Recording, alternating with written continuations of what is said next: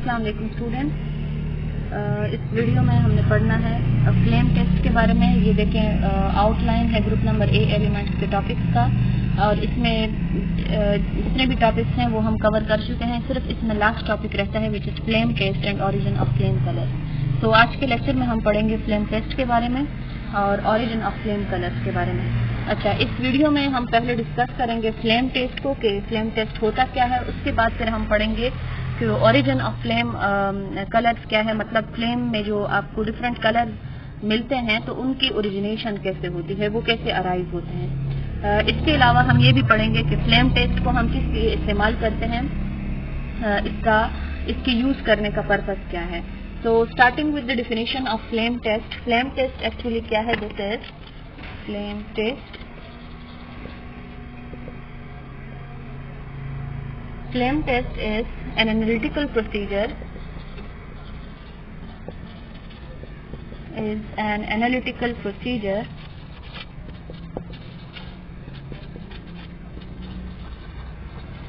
Which is used in chemistry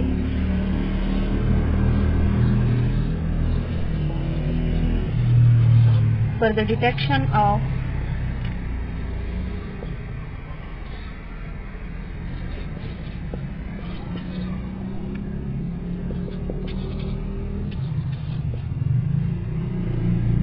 certain elements, for the detection of certain elements,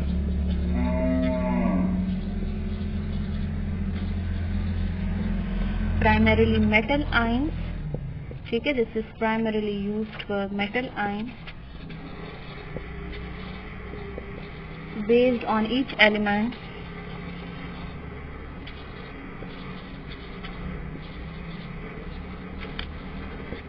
characteristics emission spectrum। ठीक है, ये हो गई है फ्लेम टेस्ट की डिफिनीशन। इसमें देखो आपको क्या बताया हुआ है कि फ्लेम टेस्ट क्या चीज है। This is an analytical procedure and this is used in chemistry for the detection of certain elements. Primarily उन एलिमेंट्स के जो मेटल आयंस होते हैं उनको डिटेक्ट करने के लिए हम फ्लेम टेस्ट करते हैं।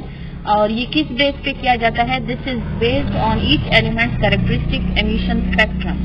ठीक है, जिन एलिमेंट्स को हम डिटेक्ट करते हैं फ्लेम टेस्ट के जरिए से, तो उन एलिमेंट्स का यूजुअली अपना कैरेक्टरिस्टिक एमिशन स्पेक्ट्रम होता है। तो उस एमिशन स्पेक्ट्रम के थ्रू हम आइडेंटिफाई कर लेते हैं कि ये किस एलिमेंट, ये कौन सा एलिमेंट है, उसकी आइडेंटिफिकेशन हो जाती है कि इस साल्ट में कौन सा एलिमेंट मौजूद है। ठीक है, अच्छा, सो यूजुअली जो फ्लेम टेस्ट है इसको परफॉर्म करने के दो पर्पसेस होते हैं। This is used for, we will write purpose of flame test। अच्छा, flame test जो है this is used for two purposes in chemistry। One is for the identification of various salts। ठीक है, मुख्तलिफ जो salts हैं उनको आइडेंटिफाई करने के लिए कि हम आइडेंटिफाई कर लें कि ये कौन से ग्रुप का साल्ट है, और इसको हम सेपरेशन ऑफ साल्ट्स में भी यूज करते हैं। ठीक है, तकरीबन ये दोनों एक ही बात है।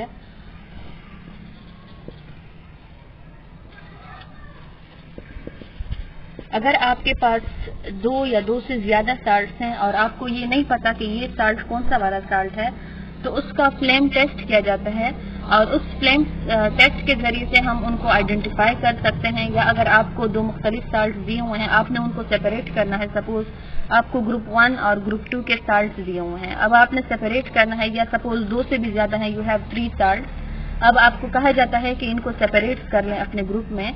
तो by performing flame test you will identify दो साल्ट्स, और फिर आप उनको सेपरेट कर सकते हैं कि सपोज ये एक जो है ये ग्रुप 1 का साल्ट है, ये दो ग्रुप 2 के साल्ट हैं। तो इस तरह से हम इन साल्ट्स को एक दूसरे से सेपरेट कर लेंगे। ग्रुप 1 के हमने अलग कर दिए, ग्रुप 2 के हमने अलग कर दिए। इसके अलावा इसी फ्लेम टेस्ट के जरिए से हमने इनको आइडेंटिफाई भी कर दिया कि सपोज ये एलिमेंट ग्रुप 1 से बिलोंग करता है, ये दो जो साल्ट्स हैं ये ग्रुप 2 से बिलोंग करते हैं। So purpose of flame test क्या है कि this is used for the identification of salts as well as this is used for the separation of salts. ठीक है, अच्छा, अब इसका हम प्रोसीजर पढ़ेंगे कि ये जो फ्लेम कलर्स हैं ये कैसे ओरिजिनेट होते हैं। सो इसके लिए हमें क्या करना होता है, we have to heat up this salt, जिनको हमने आइडेंटिफाई करना है तो उनको हम क्या करते हैं, उनको हम हीट करते हैं। ओरिजिन ऑफ फ्लेम कलर, ठीक है, कि फ्लेम में हमें डिफरेंट एलिमेंट के कलर कैसे मिलते हैं। तो उसके लिए हमें क्या करना होता है, we take a Bunsen flame, suppose this is a Bunsen flame. Bunsen flame में हमें क्या करना होता है कि जो जो साल्ट हमने सेपरेट करना है, suppose we have this mixture of salt. अब हम क्या करते हैं कि इसको हमें अलग मतलब सेपरेटली एक एक को हमें हीट अप करना होता है। जब हम इसे हीट करते हैं तो इसके रिजल्ट से क्या होता है कि इसमें एक्साइटेशन ऑफ इलेक्ट्रॉन होगा, और वो जो एक्साइटेशन ऑफ इलेक्ट्रॉन है, this is because of the absorption of energy. इसको हम ऐसे डिस्कस करते हैं, देखो अगर ये साल्ट है तो साल्ट में क्या होगा, उसमें एटम्स होंगे ना। सपोज ये साल्ट है NaCl, तो अगर ये NaCl का साल्ट है तो उसमें कैटायन भी मौजूद है, सोडियम और क्लोराइड भी मौजूद है। अब ये जो फ्लेम टेस्ट है ये कौन देता है, ये ग्रुप 1A के एलिमेंट्स देते हैं। तो सपोज अगर हमने सोडियम लिया हुआ है तो सोडियम का अगर हम एटॉमिक स्ट्रक्चर ड्रा करते हैं, सपोज ये न्यूक्लियस हो गया है और ये उसमें शेल हो गए हैं। अब होता क्या है कि जब हम NaCl को हीट अप करते हैं बंसन फ्लेम में तो क्या होगा कि इसमें एक्साइटेशन ऑफ इलेक्ट्रॉन होगा। सपोज कोई इलेक्ट्रॉन है जो यहाँ पर मौजूद है। अब जब आप इसको हीट अप करेंगे और ये एनर्जी एब्जॉर्ब करेगा तो उस एनर्जी के एब्जॉर्प्शन की वजह से ये जो इलेक्ट्रॉन है ये लोअर शेल से जंप लगाएगा इनटू द हायर ऑर्बिट, ठीक है, ये यहाँ पे आ गया है। अब जब ये हायर ऑर्बिट में जाएगा तो ये खुद तो नहीं गया, इसने एनर्जी गेन की है। आप लोगों ने बोहर एटॉमिक मॉडल में पढ़ा हुआ है कि हर एक जो शेल है उसकी अपनी अपनी एनर्जी होती है। सपोज ये वाला जो शेल है इसकी एनर्जी है 3, ठीक है, 3 मैंने कोई भी रैंडम आपको नंबर बता दिया है। और ये वाला जो शेल है सपोज इसकी एनर्जी है 5। तो अगर कोई इलेक्ट्रॉन जंप लगाता है 3 वाले शेल से 5 वाले शेल में तो वो क्या करेगा, वो एनर्जी एब्जॉर्ब करेगा। एनर्जी एब्जॉर्ब किए बगैर वो 5 वाले ऑर्बिट में एग्जिस्ट नहीं कर सकता।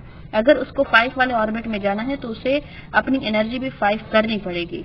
तो अगर वो 3 से जंप लगा रहा है so it will gain 2 amount of energy in order to make it 5, और तब फिर वो इस वाले ऑर्बिट में वो एग्जिस्ट कर सकता है, ठीक है। तो मतलब ये जो प्रोसेस है एक्साइटेशन का प्रोसेस, इसमें इसने एनर्जी गेन की है, और ये एनर्जी इसने कहाँ से गेन की है, जब हमने बंसन फ्लेम में इसको हीट अप किया था, ठीक है। अच्छा, अब क्या होगा कि जब ये दोबारा से ये इलेक्ट्रॉन जब दोबारा से लोअर ऑर्बिट में आएगा तो दोबारा से लोअर ऑर्बिट में आने के लिए चूंकि उसको एनर्जी दोबारा से 3 चाहिए, क्योंकि जो लोअर ऑर्बिट है उसकी एनर्जी तो 3 है और अपर ऑर्बिट में अब उसकी एनर्जी 5 हो गई थी। तो जो एक्स्ट्रा अमाउंट ऑफ एनर्जी +2 उसने गेन की थी, अब वो +2 एनर्जी से दोबारा से रिलीज करनी होगी, ठीक है। तो +2 अमाउंट ऑफ एनर्जी ये रिलीज करेगा, और रिलीज करने के बाद जब इसकी एनर्जी 3 हो जाएगी तो तब ही वो लोअर ऑर्बिट में एकोमोडेट हो सकता है। तो क्या होगा कि अब यहाँ पे जो +2 अमाउंट ऑफ एनर्जी इसने रिलीज की है वो होती है in the form of radiation, और ये जो रेडिएशन है this are in visible region, मतलब हमें दिखाई देते हैं कि इसका कलर ये वाला है।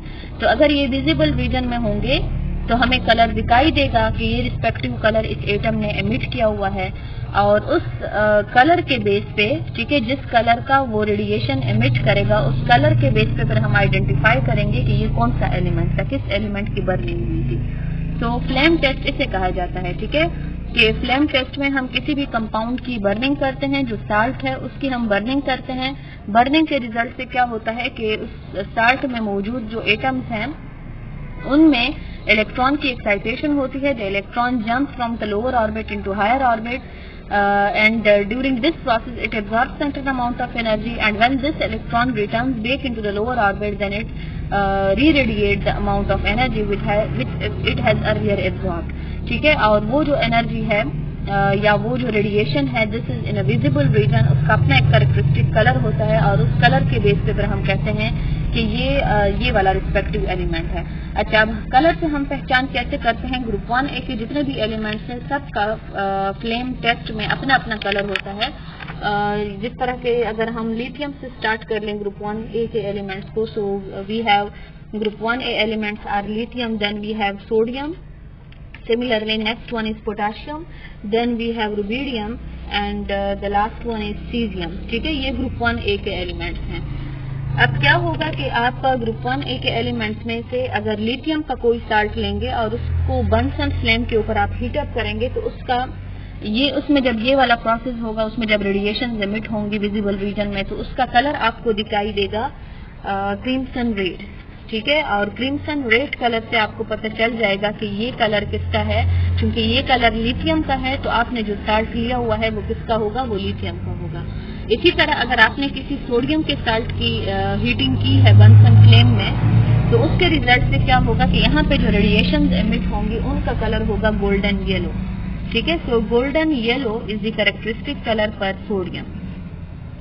Similarly in case of potassium we get a lilac colour, ठीक है। अगर आपको बंसन फ्लेम में लिलिक कलर की रेडिएशन एमिट होती हुई नजर आए तो इसका क्या मतलब होगा कि जो साल्ट आपने लिया हुआ है वो पोटेशियम का है।